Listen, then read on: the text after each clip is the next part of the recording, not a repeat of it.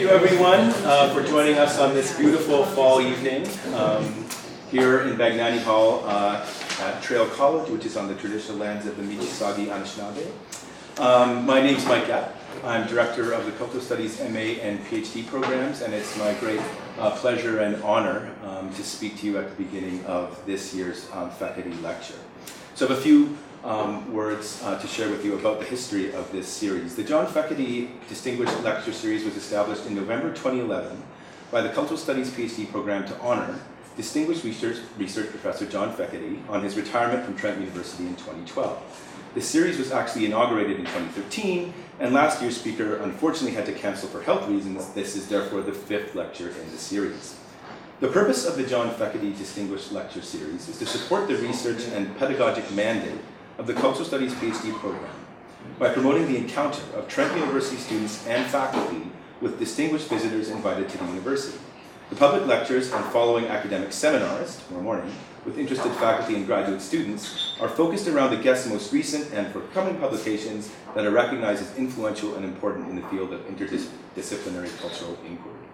The John Fekete Speakers Support Fund was established in the spring of 2012 with a long-term intention that the endowment created by the donations to this fund by colleagues, alumni, students, and friends of the lecture series, as well as by significant ongoing contributions from John Fekete, will eventually cover all the costs of the John Fekete Distinguished Lecture Series.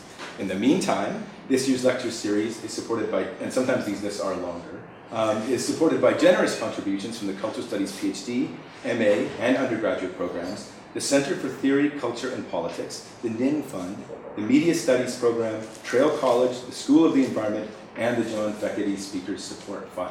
And I think that's it. Okay.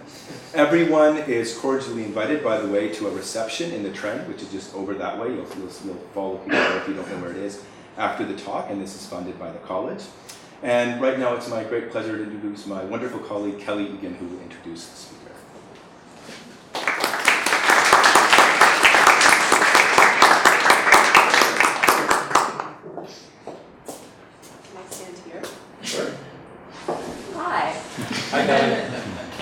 Welcome everyone. Thank you for coming tonight for this 5th annual John Fekete lecture. Annual -1 plus time. It's my genuine pleasure to introduce Jennifer Gabrys and to welcome her back to Canada. Dr. Jennifer Gabrys did do her PhD here in Communication Studies at McGill University before becoming the international superstar that she is today. Dr. Gabrys is the Chair in Media, Culture, and Environment in the Department of Sociology at the University of Cambridge. She was previously the Professor of Sociology at Goldsmiths, University of London, where she currently holds an honorary visiting professorship. In addition to her academic writing, Dr. Gabrys is the Principal Investigator in the European Research Counting projects Citizen Sense and AirKit, which investigate the use of environmental sensors for new modes of citizen involvement in environmental issues. This talk, and Dr. Gabrys' research, is particularly well suited for Trent, since so many of us are probing the intersection of technology, nature, and humanity. We are also particularly interested in what's at stake within the discourse of media ecology, and what we can do beyond the initial basic realization that our electronic-mediated world has devastating material and ecological effects. As someone who has followed Dr. Gabrys' research since her first book, Digital Rubbish, published by the University of Minnesota Press in 2011, I'm especially excited for tonight's talk. Please excuse this oversimplification and reductionist explanation, but Dr. Gabrys' latest book, Program Earth, Environmental Sensing Technology and the Making of a Computational Planet, published also by the University of Minnesota Press in 2016, follows a clean and thoughtful trajectory from digital rubbish. Not necessarily answering, but exploring many of the philosophical and ethical questions that have emerged from her readers. Perhaps most pressingly, what can we do? With digital rubbish, Dr. Gabrys makes visible the invisible through an exploration of digital materiality.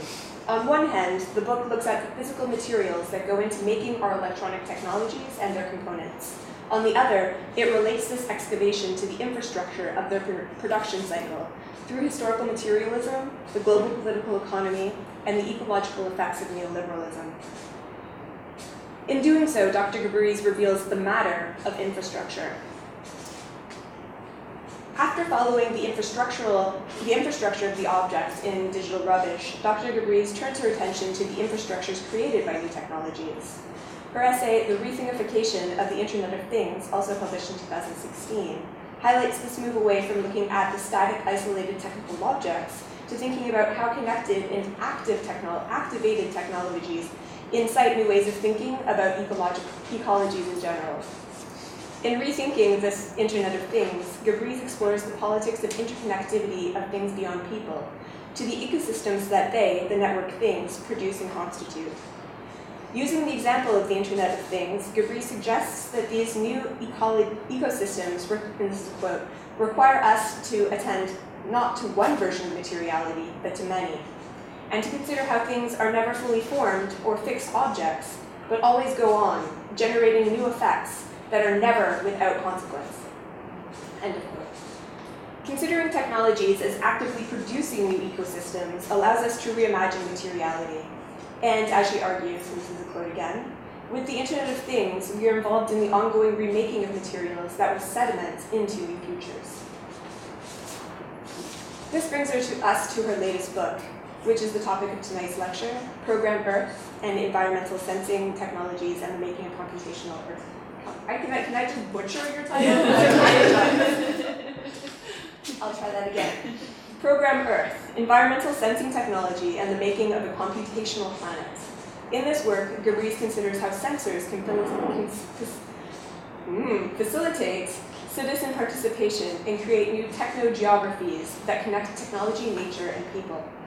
I'm not going to say too much here, except that this book, as well as Gabrys' Citizen Sense project, allow us to imagine how in-sense technologies and technological networks activate and reframe ideas around agency. Which is all to say, we are very honored to have Dr. Jennifer Gabrys with us tonight, and I am very eager for this talk. So without further ado, let's give a warm welcome on this cold and dreary night to Dr. Jennifer Gabrys.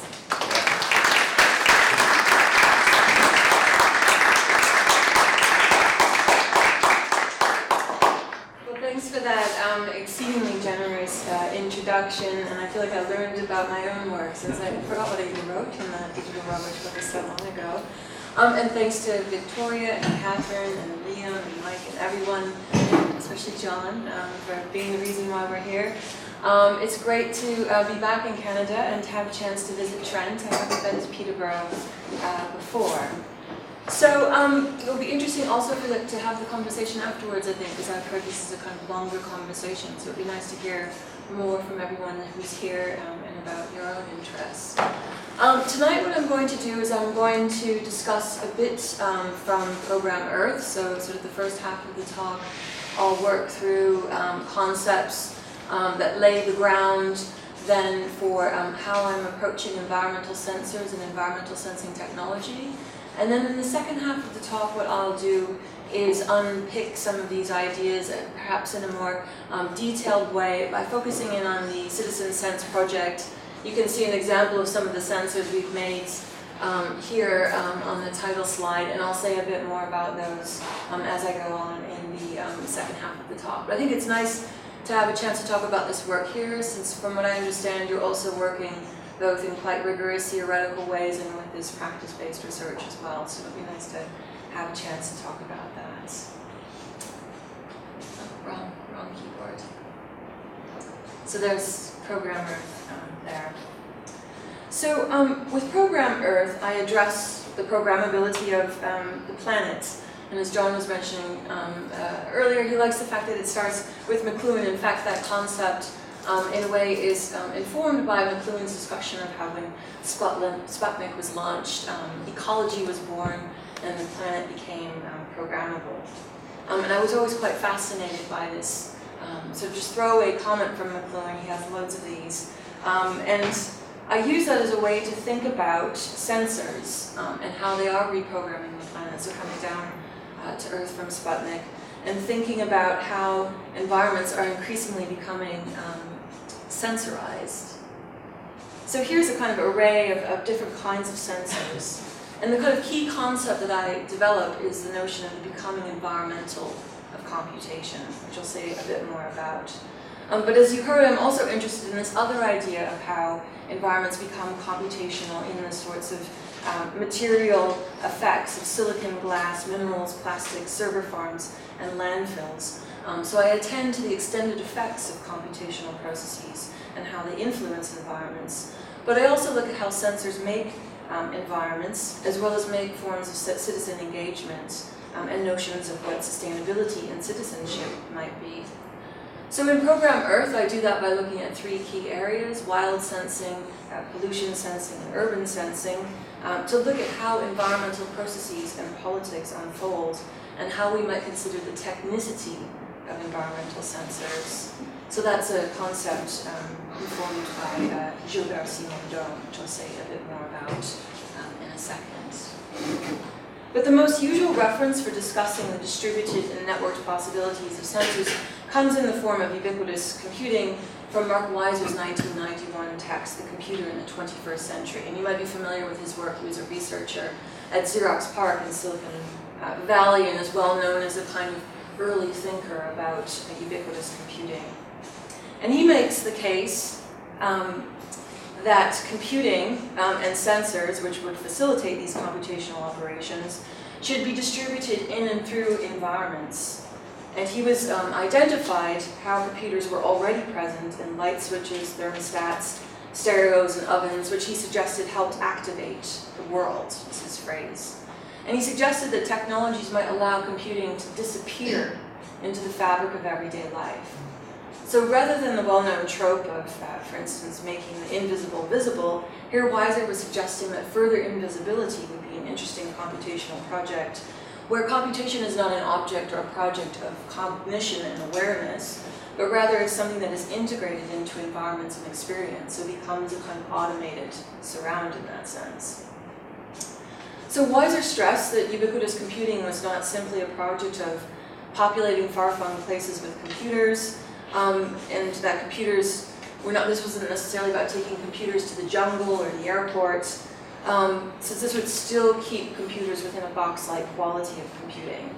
He wanted ubiquitous computing to unfold within the world, not as a virtual reality, but as something that would enhance the world that is already in existence by making computing run as an invisible force through the background of everyday life.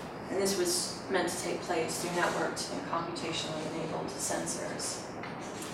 So a wave of interest in sensors and ubiquitous computing obviously occurred on the other side of this proposal. The journal Sensor Magazine launched in 1984. Smart Dust was developed around 1998 at Berkeley by Chris Pister, which is this kind of fantastical project, I think, of having these micro-scaled sensors that would be able to drift in clouds and swarms and monitor environments. I think he had some funding from the Department of Defense to develop that work. To the coining of the term Internet of Things in 1999. And in Program Earth, I also have this discussion of this article in Business Week, Earth Dawning an Electronic Skin. And this makes predictions for how computing in the form of sensors would encircle the planet and would measure and transmit data from millions of data points. So just to kind of read this, in the next century, planet Earth will don an electronic skin. It will use the internet as a scaffold to support and transmit its sensations. This skin is already being stitched together. It consists of millions of embedded electronic measuring devices. You can see the whole list there. And these will probe and monitor cities and endangered species, the atmosphere, our ships, highways and fleets of trucks, our conversations, our bodies, even our dreams.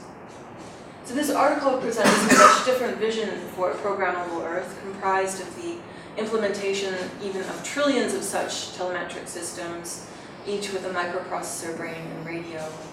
And no realm would fall outside the possibility of sensing, since dreams would even be included.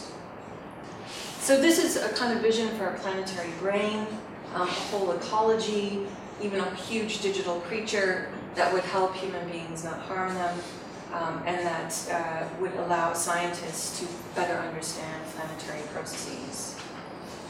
And just to say that this research I did about 10 years ago in James Reserve, and I think we'll be discussing that in the seminar. the particular forest that's being sensed here at the seminar tomorrow morning. So these are early test sites for sensors in a reserve in California. So this vision for an electronic sensory network spanning the planet is now 2 decades past, but it continues to develop the formation of the Internet of Things today, which obviously you can find sensors in any number of infrastructures, especially in smart cities, but also in oceans, trees and forests, soil underground. I just read about new research about how the oceans are absorbing incredible amounts of heat, which have been basically discovered through the Argos floats. So these sensors continue to kind of pick up new information, and they're meant to signal environmental events, allow for the coordination of logistics, signal flooding alerts, and enable responses to disaster situations. One particular video, IBM video here for A Smarter Planet, explains that the increasing instrumentation of the planet is meant to give rise to a system of systems. So this is about creating a kind of meta-system for managing the planet and creating enhanced observation, responsiveness, and efficiency, where new social relations will emerge, where there'll be a new information creation and transmission system, and where the Earth becomes newly intelligible. And in this particular vision, we'll be able to listen in on a planet that's been talking to us, but which we can only now begin to hear.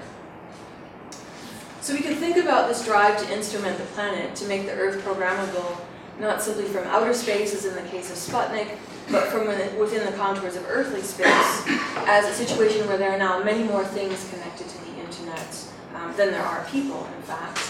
Some commentators have suggested that the defining moment for the Internet of Things was in 2008, when the connectivity of machines outnumbered the connectivity of humans. So this is a kind of interesting, I think, watershed moment for thinking about what computation is, since we're often quite focused on the expressive qualities vis-a-vis social media and so on. But actually, there are many more machines expressing themselves to machines in a way, as a kind of register of expressivity, than there are people using computers to do various things with. And Cisco suggested, although this is probably about 5 years ago now, that there could be 50 billion connected objects in circulation by 2020. So this is something that Intel has said would through this monitoring, would alter reality as we know it, which I think is quite a kind of grandiose statement, but it would be interesting to get under the skin of what is meant by that. So hopefully this work will do that. But the basic diagrammatic flow of how sensors are meant to improve environmental understanding and responsiveness goes something like this. Distributed computational sensors monitor real-time events while collecting data on environmental conditions. Data on phenomena such as air quality and temperature, as well as location and speed of bodies and objects, are processed and trigger responses that may be human or machine-based. These responses are often oriented toward making systems and processes more efficient and balanced. And the real-time intelligence that continually provided by sensors is meant to translate into smart systems that continually enable corrective actions. So this ambition is that environments and infrastructure can be managed intelligently and cohesively with network sensor data, and preventative decisions can be taken.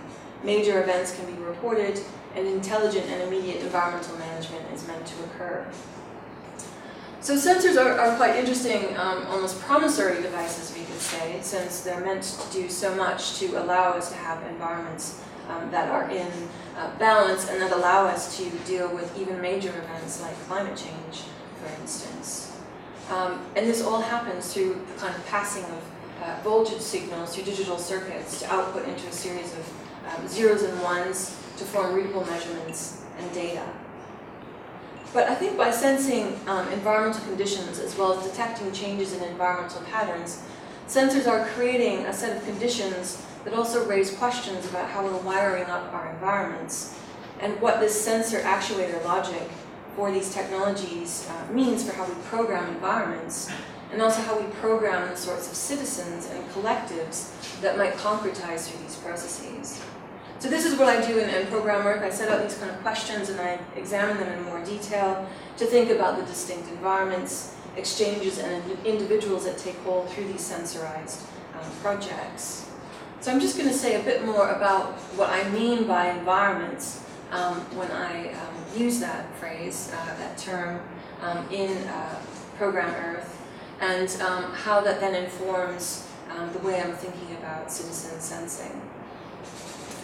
So when Weiser made the case that computing should recede into the background, he signaled toward the ways in which environments would become a kind of experiential envelope through which computing would unfold. Computation was to become environmental, or to become more environmental than it already was. However, at the time that he was writing, he suggested that silicon-based technology had not really become as much a part of the environment as he would have liked, and there were only sort of 50 million personal computers sold at that time. And the computer was largely in a world of its own. So he wanted the environment to kind of form a particular type of milieu, one of inattention and everyday activity that doesn't require reflection and focus, and would allow us to kind of form a very particular kind of environment of pervasive computing. Well, Weiser suggested that ubiquitous computing would be a way to enhance reality, and Intel goes so far as to propose that sensor networks will create new versions of the real. I take up the work of writers such as Gilbert Simondon and Albert North Whitehead to consider how these technologies are involved in individuating and compressing environments, entities, and relations. Simondon uses the term individuate to describe the processes whereby individuals and collectives take form as they concretize from a pre-individual reserve. For Simondon, not only are individuals not automatically given, but also the process of becoming individual is always incomplete and continues to provoke new modes of becoming and individuation. Whitehead uses the term compress to capture the ways in which actual entities and actual occasions are realized and joined up as distinct and immanent creatures. In not dissimilar ways, these writers and philosophers are searching for and establishing a set of concepts that help us approach entities not as detached objects for our subjective sensing and contemplation, but rather as processes in and through which experience, environments, and subjects individuate, relate, and gain consistency. So I think this is here where environment is quite important for both of these thinkers' work. And environment is obviously a term that has multiple resonances and genealogies, but within the space of looking at sensor networks, I want to think about how particular kinds of inflections of environmental conditions take hold. Not only do computational technologies become environmental in distinct ways, the environments they populate are also in process.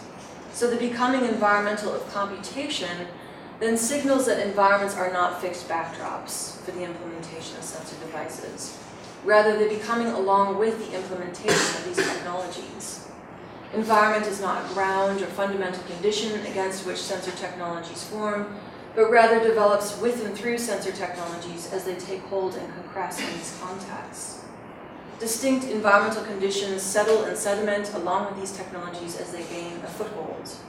These processes involve not just the creation of the entities and environments that are mutually informed, but also the generation of the relations that join up entities and environments. And that's something that Simondon was quite sort of particular to argue within his work, which is to say not only are individuals in formation and individuating, but the relations are also individuating along with them.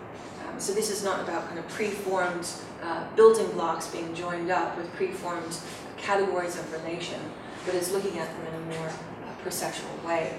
So why bother sort of thinking this way in relation to sensing technology? I think this particular way of thinking about sensing allows us to see how sensors are creating particular ways of relating and involving environments, subjects, situations, and environmental problems. With Whitehead, for instance, he looks at how environments and entities compress and as units of relatedness and modes of apprehension that involve each other. So he was interested in these kind of modes of involvement also being perceptual.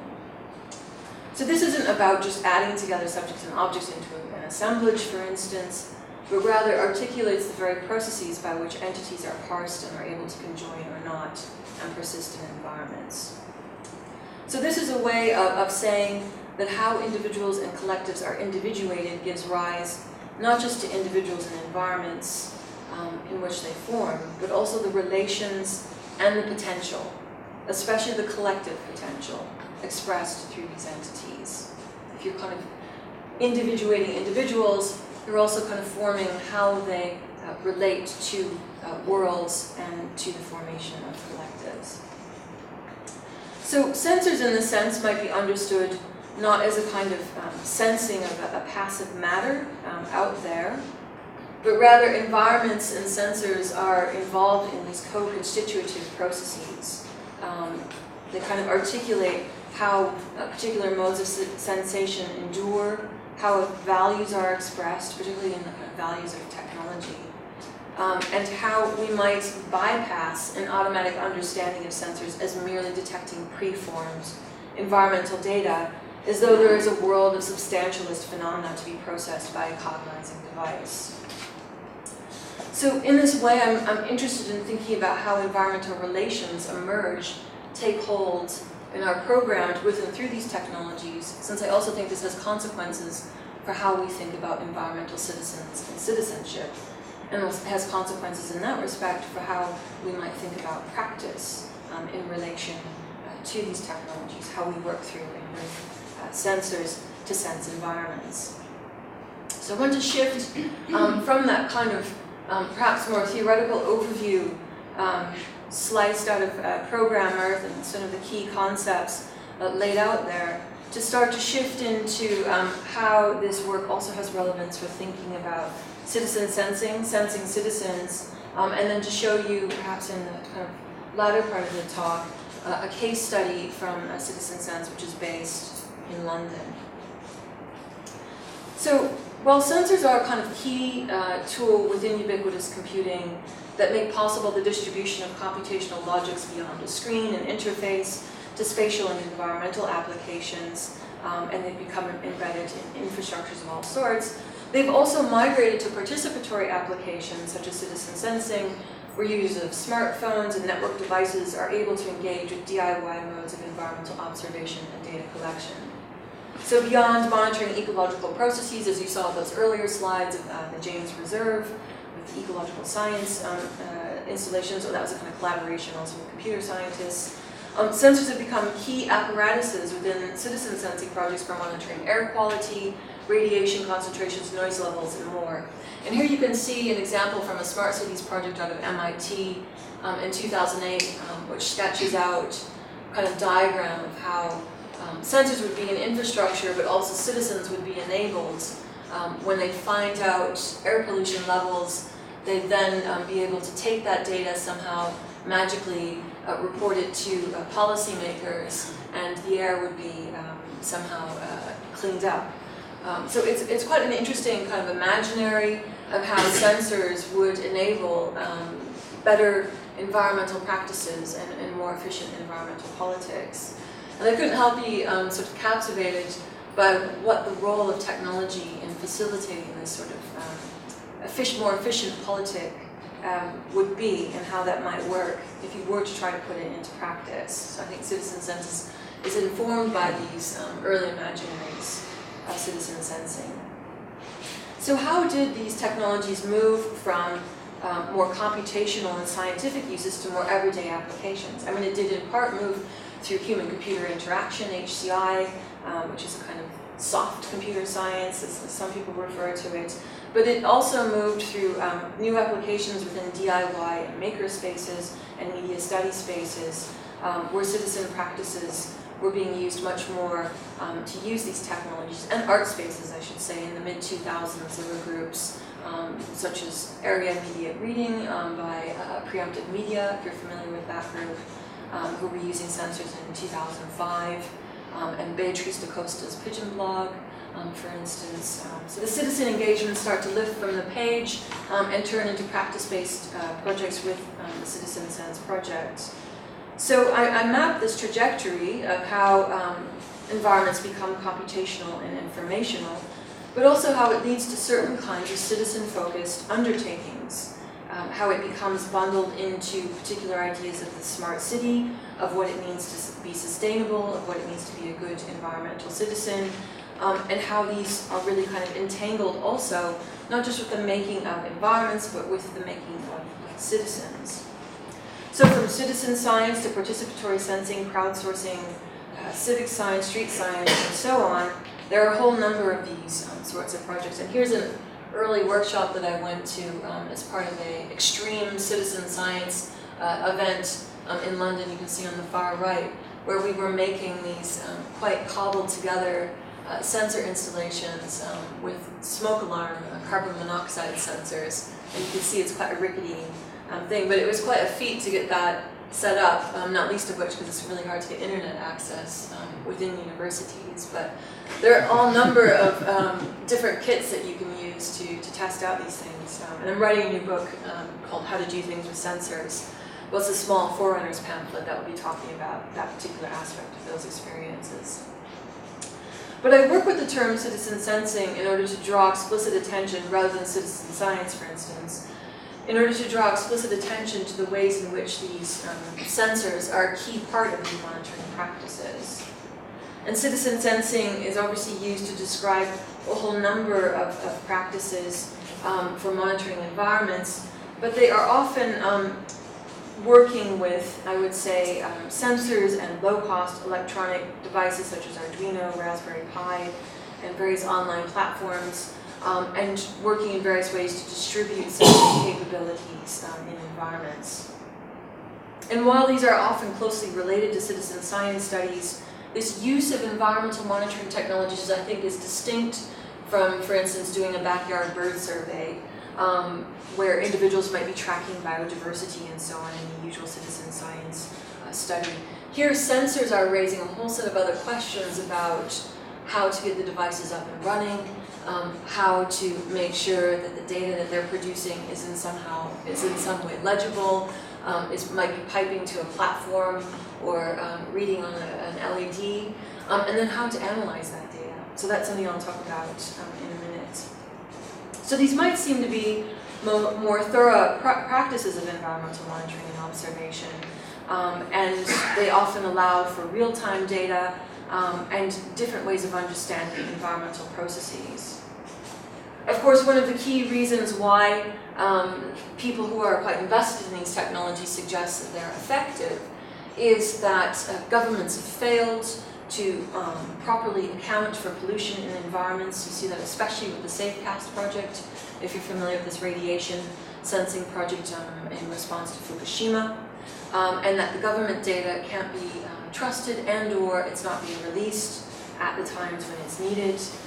And so citizens have to take up devices for various reasons to better understand what's in the environment and also to monitor their own individual exposure, because regulatory networks will be distributed and potentially quite spaced out, so people will not necessarily know what their individual exposure is. So this has seemed to be a way to create shorter circuits where you'll have environmental information and you'll be able to move quite quickly to political and social change. I think this is this kind of line of environmental action that I'm trying to question in terms of how these observations are meant to turn into political change, how these kind of effective practices for undertaking environmental action might actually, for instance, reduce air quality levels. So what is typically activated in this diverse set of practices is a way of democratizing environmental engagement, of developing other ways of doing environmental science and politics. And just as many questions arise at the same time for how environments and environmental concerns are informed through sensing technologies. If you know that there's a problem with air pollution, what does it mean to attempt to act on it by monitoring air pollution levels as the way in which to intervene in that space? What does having quantitative data, for instance, allow you to do that referring to health concerns doesn't allow you to do? So this is a very particular way of structuring the problem of any sort of environmental problem, but here the problem of air quality, such that it can be acted upon. And it's a very particular way of organizing what environmental citizenship might be or become through a kind of technological engagement. So the becoming environmental of computation includes these ways in which distinct monitoring practices and modes of reporting are enabled and delimited through environmental sensors, as well as the citizens and publics that would be activated and affected by these technologies and sensing practices. So there's a whole host of questions we could ask here about how monitoring, reporting, managing, and even self-managing are particular forms of environmental engagement, how gathering data allows us to engage with environmental problems, and what sort of influence this has. So with these thoughts in mind about sensors, environments, and modes of individuation, I'm sort of segging into talking here about the Citizen Sensing Project, Citizen Sense Project, that started in 2013. And the slides I just showed were from a project in Pennsylvania in relation to fracking that I won't talk about today unless it comes up in the questions. But instead I want to turn to London to talk about an urban sensing project which also builds on our work on air pollution, but which focused a bit more on the question of the city, in part by trying to intervene with the idea of what the smart city is. You often see these kind of smart city scenarios where there are sensors embedded in all sorts of infrastructures, and you can see that citizens are nodes within this infrastructure, so they become almost sort of continuous with the logic of the smart city. But what we were doing with the urban sensing case study was really trying to I guess pick that apart a bit and think about different versions of the smart city and how the smart city differently unfolds when people are using sensors in relation to their multiple concerns about urban life. So you can see that there, if you were to create a kind of inventory of sensors here, of a kind of propositional or even actual smart city, since I did a sort of inventory of sensors in London, and there are sensors really everywhere, in transport infrastructures, even in your phones there are about 20 sensors. There's sensors in waterways, in various kinds of logistics, underground, in sewers, and so on. And a smart city is seemingly this kind of fantastic space that's meant to join up structures, processes, mechanisms, and gadgets so they function more efficiently.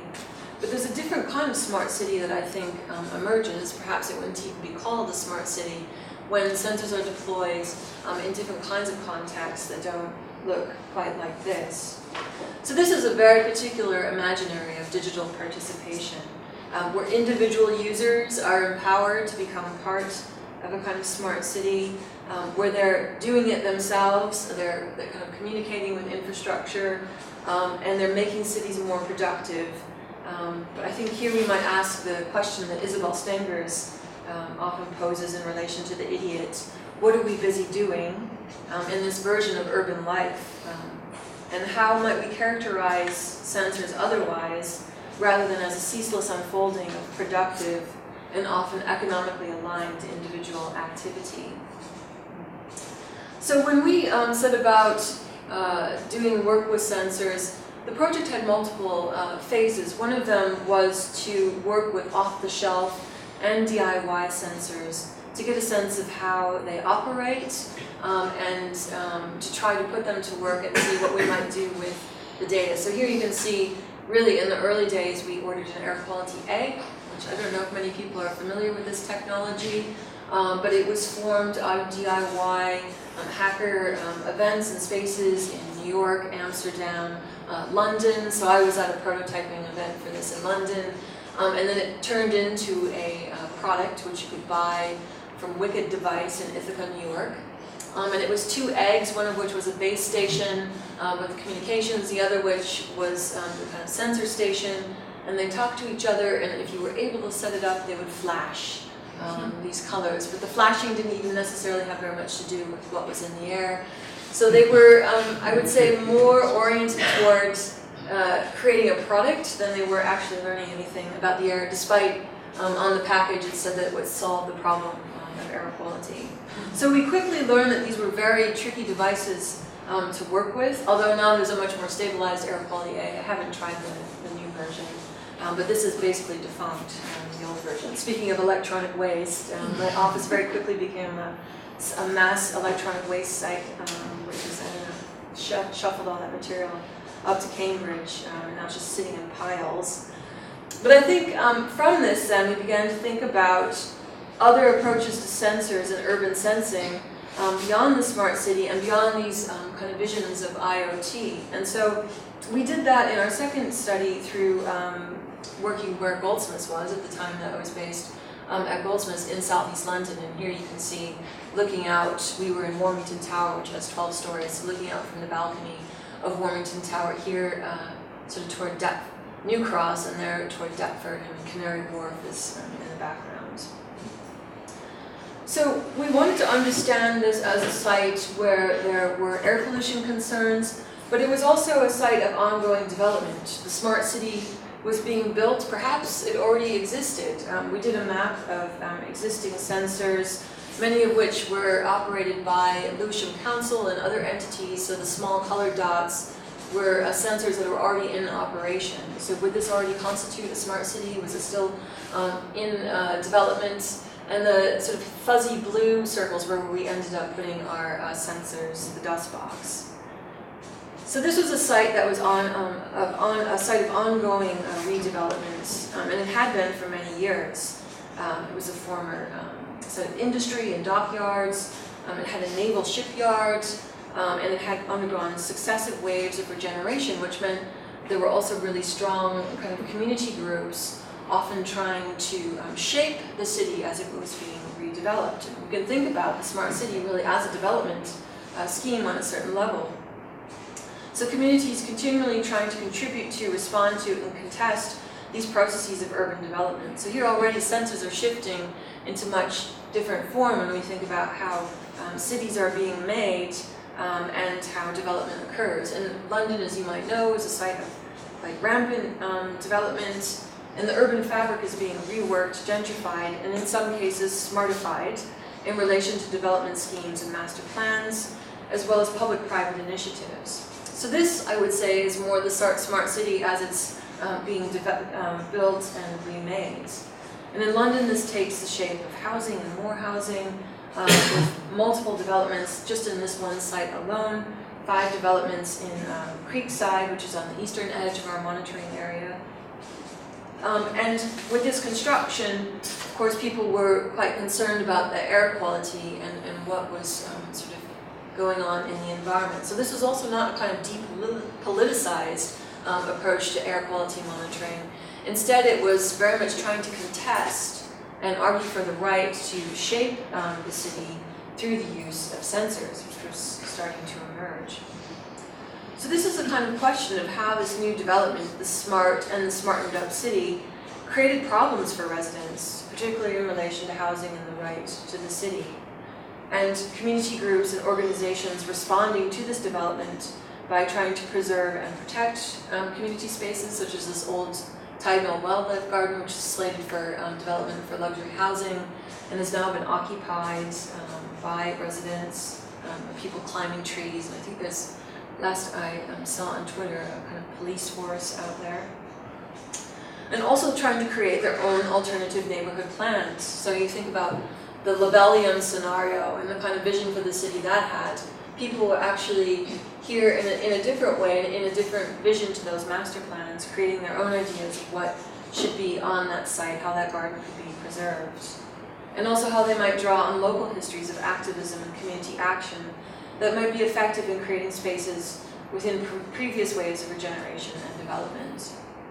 So these are the spaces in which a city is then less a blank canvas for implementing digital designs and wiring up citizens, and more an already sedimented and established set of processes and concerns where citizen sensing and sensors might operate. How does this different view on the city and urban sensing then inform the sort of work that sensors and sensing practices might do? And often, sort of smart city scenarios, they do treat the city as a kind of blank canvas from which a kind of computational urbanism might emerge. But how would sensors be put to work within a kind of already existing fabric with its existing sets of political concerns? So this is the context we worked in as the basis for urban sensing and looking at air pollution, which was situated within a wider set of concerns about a changing urban fabric. And we turned, I think, in a way, the smart city and smart citizens on their head in a way to invent and activate different forms of citizenship just by questioning what these devices are and how they might be put to work.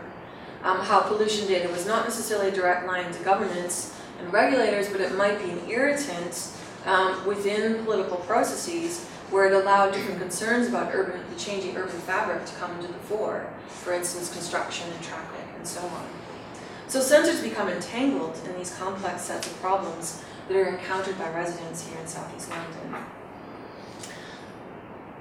So when we were sort of understanding the context and getting to know community groups as the initial stage of this research and understanding the monitoring they were already doing. And then as the next stage, we began to develop a kit, which we called the Dust Box, and we held an event at the Deptford Lounge Library, which you can see is the kind of gold building in Deptford there. And that's where we started to do our dust box sensing in earnest. So I want to just spend some time talking about that sensing practice, sort of sensing practices in a bit more detail, which really involved, in a way, setting up a kind of community monitoring infrastructure with residents. So we built this device called the Dust Box, and the shape is in the form of what particulates look like under an electron microscope. There are many different types of particles in the air. So the spiky form is what pollen looks like when it's magnified, and the lumpy forms are contaminated soil, so carbon coated with lead effectively. And there are many more forms of particles, sand, silica, meat particles, sort of particles from brake and wire, tire wear. And so we had these, we 3D had them 3D printed by Shapeways, and they did them in ceramic. And the electronics are inside. I'll show you. So we did a sort of circuit design, and we had those manufactured in Glasgow. And there you can see when they're open. And it's a quite simple device. It has a Shinyai particulate matter 2.5 sensor, which is this here. And it basically uses infrared technology to count the opacity of particles over a lens, and you get a reading from that, which you then convert into micrograms per cubic meter or parts per billion. You can see the PCB is the green layer there, and we had a Wi-Fi board called the electric imp, and just a small fan to draw air in through the portals there. So it's quite a kind of simple device, and we deliberately designed it as a simple device based on our kind of earlier experience doing monitoring in rural America in relation to fracking, where we designed the frack box, which is much more complicated.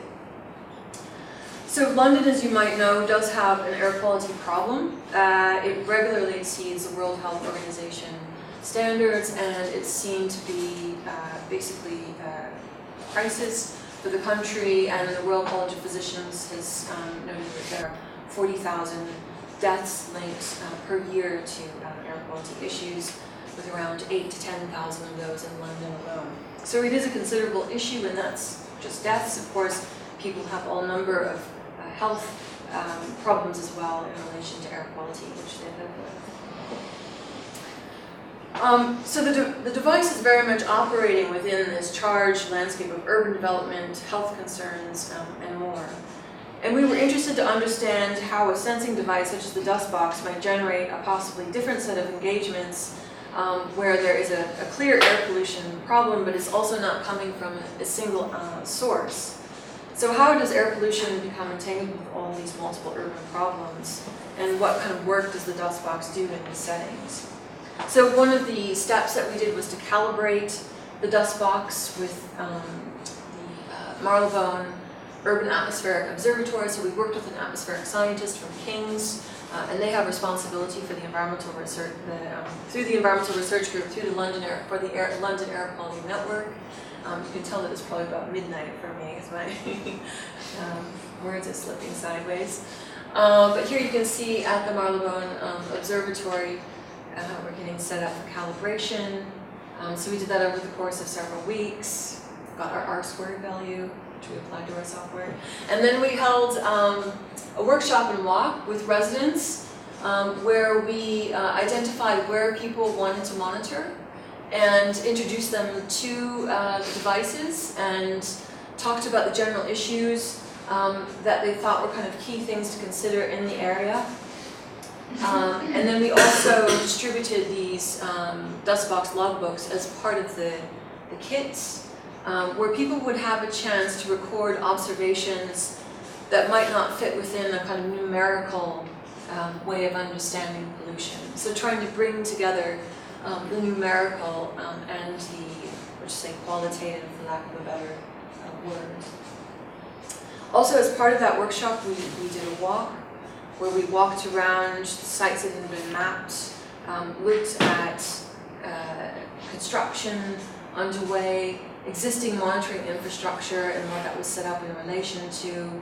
Here there was a super sewer that's being built as a national infrastructure project, which meant tearing down all the trees, and it's right next to a school. So it was of considerable concern in the area. And there you can see they're monitoring in relation to that particular infrastructure. And then we passed out the dust boxes to people, and they took them away. And that was really just the beginning then of starting to set up, because we find that often people aren't necessarily that familiar with sensor devices. So we went to their homes and businesses, we helped them install these devices and look at the platforms. You can see that these are set up in all number of locations, where we had sensors on balconies, nearby the river, at cultural organizations, where it was quite easy to get wireless signals, and they ended up in all number of spots. We're constantly sort of searching for a place. It's quite difficult in London to find somewhere outdoors where you also have power, where there's sort of shelter. So here we're trying a battery, and we have other researchers looking at it as part of the process. So this is quite a kind of extensive infrastructure to set up, and each monitoring spot had its unique requirements and idiosyncrasies. So again, rather than this being a kind of blank slate for how to set up sensors, we found that we had unusual Wi-Fi router configurations to deal with, outdoor spaces without power, and different kinds of dilemmas that arise in terms of how to ensure there's shelter or kind of protection from theft and vandalism. And I should say we had no theft or vandalism whatsoever, so it was quite kind of astonishing. And dust boxes became a part of people's lives, part of their furniture and domestic arrangements. They became stealthy yard and patio ornaments. They were lurking under barbecues that were out of use. They took up residence in all sorts of ways in the urban realm, and became part of also people's kind of daily routines for kind of keeping track of pollution.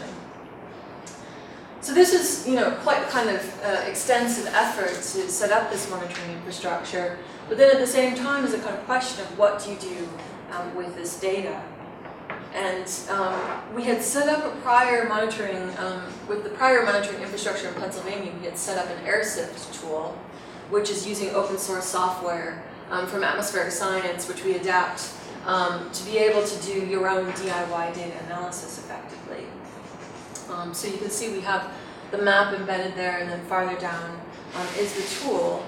And so with that, we produced data stories that take the findings from the data, and we had several data workshops with residents, and we talked about the findings and how people wanted to narrate those and the action points that they had.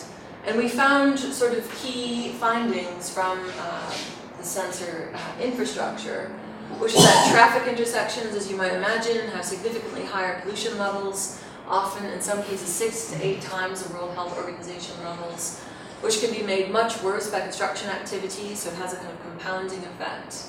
A surprising finding was that the River Thames was a pollution source, and also a surprising finding is that urban design can make a huge difference for how to mitigate pollution. So having a sheltered garden space, for instance, will create, on a pedestrian street, much lower pollution than if you're on a busy intersection.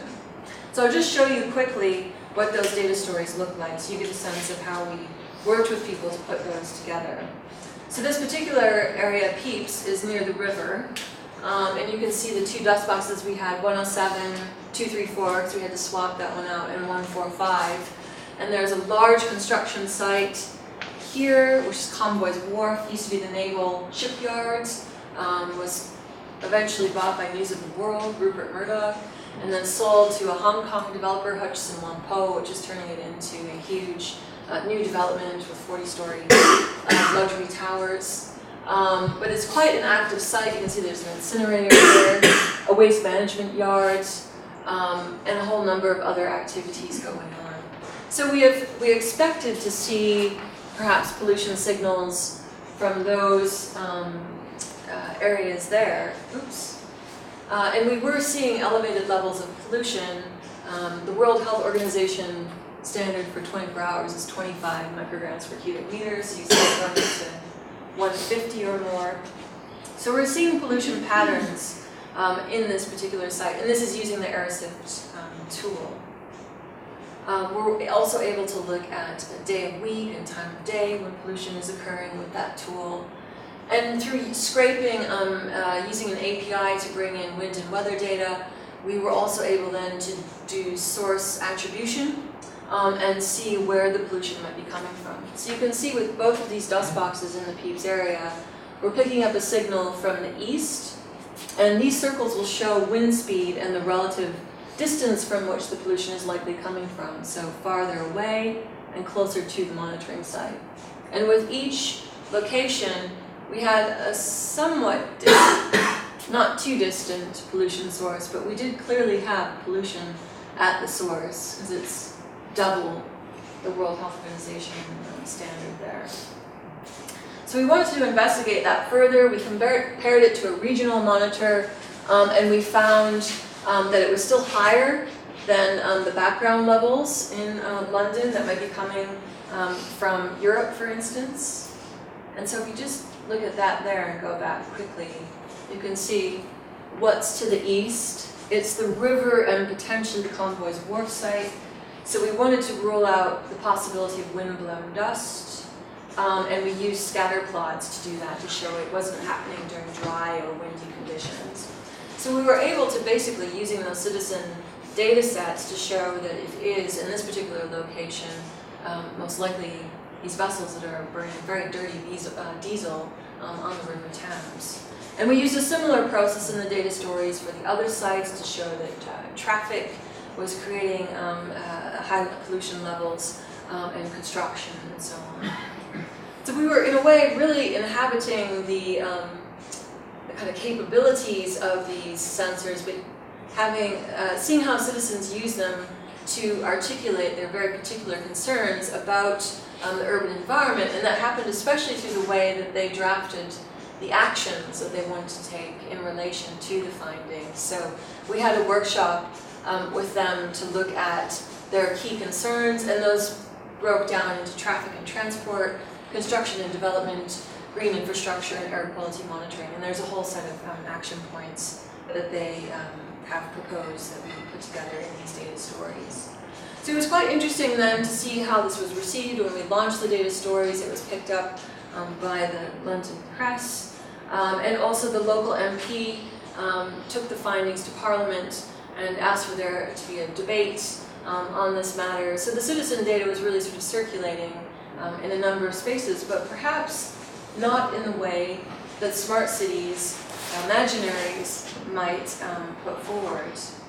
So I think this is quite kind of interesting example of how the data goes out into the world as participants monitor their environments and undertake these DIY activities, how they organize the use of sensors in relation to very particular concerns about neighborhood plans, other initiatives for responding to development, construction sites, and transport in this rapidly changing part of London. We can see that those usual narratives of efficiency and the ceaseless flow of urban inhabitants is differently expressed and realized in these citizen sensing situations. The becoming environmental of computation in these moments is then less a frictionless narrative of optimization that might be found in smart city proposals, and is more an ongoing struggle for the right to the city, the making of new forms of evidence, and the searching after democratic forms of participation.